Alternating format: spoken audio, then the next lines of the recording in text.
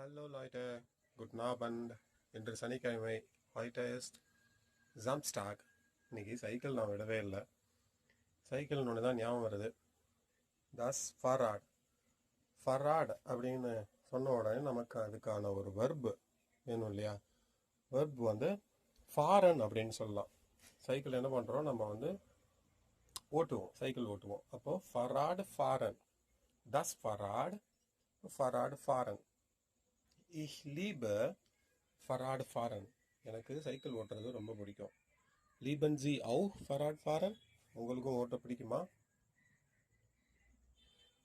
இப்போ Fahrrad வச்சு இன்னொரு வார்த்தை சொல்லலாம்.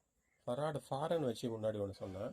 இப்போ Fahrradக்கு ein Fahrrad, ஏன்னா அது das Fahrradனால ein Fahrrad ist billiger als ein Auto.